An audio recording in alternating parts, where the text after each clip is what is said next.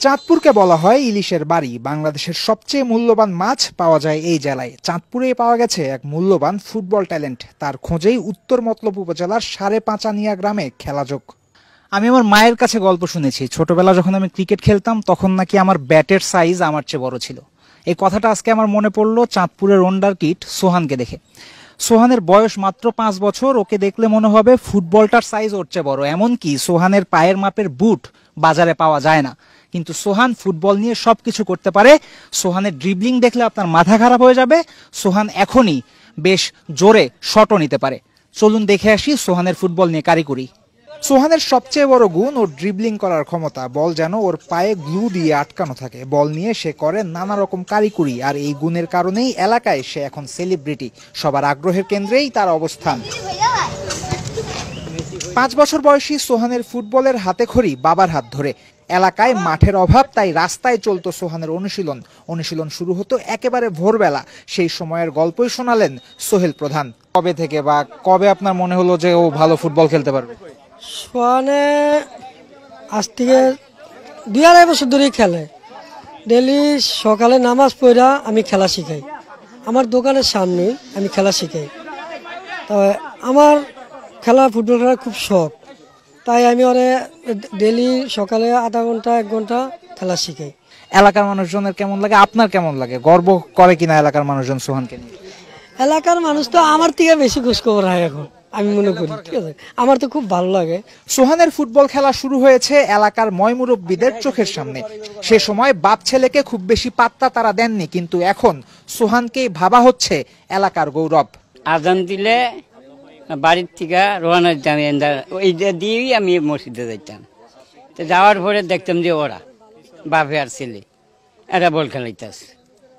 তবে মনে মনে ভাবলা এইটা কি করে, ছোট বাচ্চা এর দিয়া ওখানে কষ্ট করতে যাবার মাঝে মাঝে ওই কানলো আবার এর বাপে করে খেলো। তো এই খেলতো। সোহান তো বয়সে তোমাদের অনেক ছোট, তবু তোমাদের সাথে খেলে বললা। মানে ছোট হয়েও বড়দের সাথে কিভাবে খেলে? পারে তোমাদের সাথে? মোটামুটি পারে। কেমন পারে? মানে ওর কি কি স্কিল? ওর খুব ভালো ভালো স্কিল আছে, আমাদের সাথে সুন্দর মতো কাটায়, খুব ভালোই।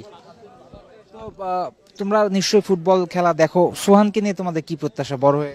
আমাদের সোহানকে নিয়ে একটা প্রত্যাশা হলো একটা বড় ক্লাবে খেলবে, আমাদের এলাকার একটা বাতিজা খুব একটা বড় মানে যাইবে, এটাই আমাদের আশা।